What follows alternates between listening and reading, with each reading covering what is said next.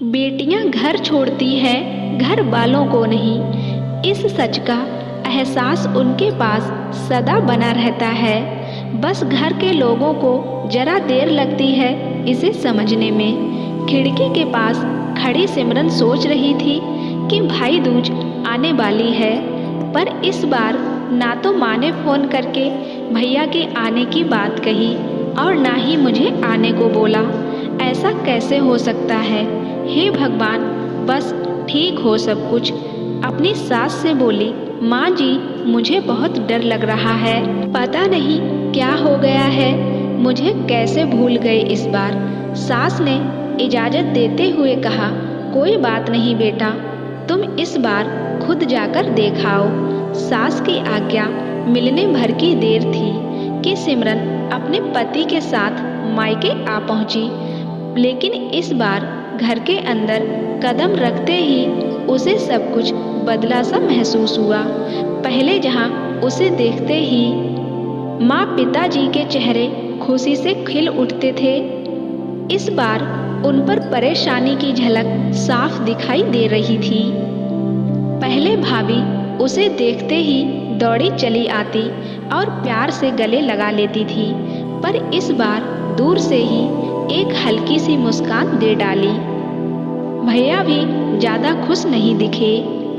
सिमरन ने जैसे तैसे एक रात बिताई, लेकिन अगले दिन जैसे ही उसके पति उसे मायके वापस छोड़कर आ गए, उसने अपनी माँ से बात की।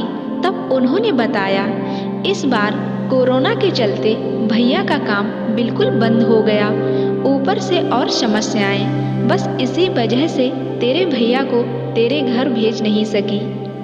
तो सिमरन बोली, कोई बात नहीं माँ, ये मुश्किल दिन भी जल्द निकल जाएंगे, आप चिंता मत करो। शाम को भैया भाभी आपस में बात कर रहे थे, जो सिमरन ने सुन ली।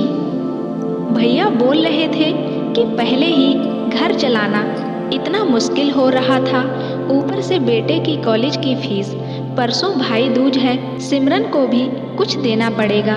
भाभी बोली, कोई बात नहीं, आप चिंता ना करें, ये मेरी चूड़ियाँ बहुत पुरानी हो गई हैं, इन्हें बेचकर जो पैसे आएंगे उससे सिमरन दीदी को त्योहार भी दे देंगे और कॉलेज की फीस भी भर देंगे। सिमरन को यह सब सुनकर बहुत बुरा लगा। भैया भाभी ये क्या बातें कर रहे हैं? क्या मैं यहाँ उनको तंग करके कुछ लेने के लिए ही आती हूँ? और वह अपने कमरे में आ गई। तभी उसे याद आया कि शादी से कुछ समय पहले जब वह नौकरी करती थी तो उसने बड़े शौक से अपनी पहली तनख्वाह लाकर पापा को दी थी। तब पापा ने कहा था, ये पैसे अपने पास ही रख ले बेटा, मुश्किल वक्त में काम आएंगे। इसके बाद वह हर महीने अपनी सारी तनख्वाह बैंक में जमा करवाती रही।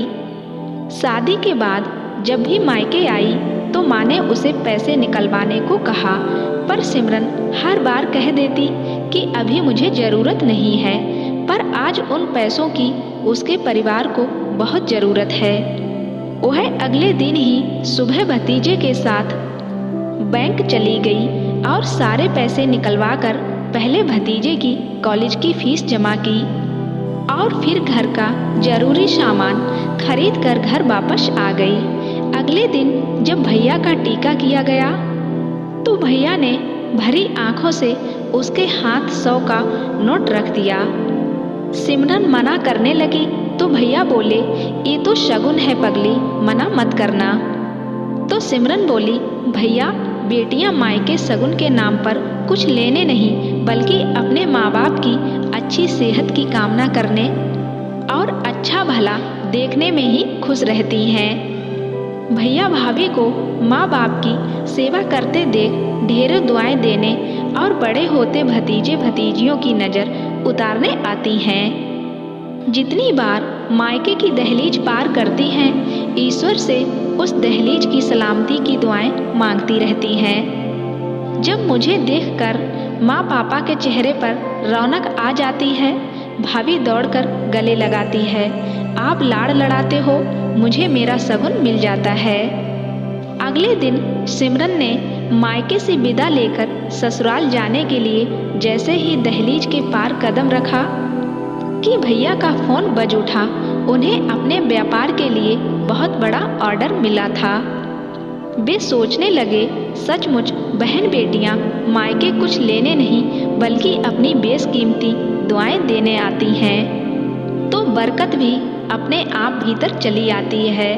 हर बहन बेटी के दिल की तमन्ना होती है कि उसका मायका हमेशा खुशहाल रहे और तरक्की करे।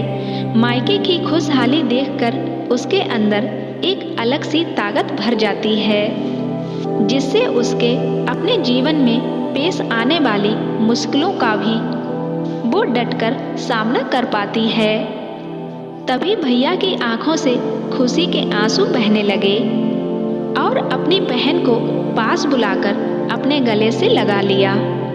दोस्तों, इसीलिए कहते हैं बेटियां बोझ नहीं होती। वह जिस घर में रहती हैं, चाहे वो मायका हो या ससुराल, वह उस घर की रौनक और तकदीर होती है। वह अपने परिवार के लिए हमेशा खुशियां ही चाहेंगी। बेटियां पराई जरूर होती हैं, लेकिन उनके मन में परायापन कभी नहीं आता। वह हमेशा अच्छी बेटी और अच्छी बहू बनकर रहना पसंद करती हैं। दोस्तों, यह इमोशनल कर देने वाली कहानी पसंद आई हो तो वीडियो को लाइक शेयर जरूर कर देना, और अगर आप मेरे चैनल पर नए हैं तो मेरे चैनल को भी सब्सक्राइब जरूर कर देना। साथ ही बेल आइकन को प्रेस करके ऑल पे क्लिक कर देना, जो ऐसी ही खूबसूरत कहानी आपको मिलती रहे।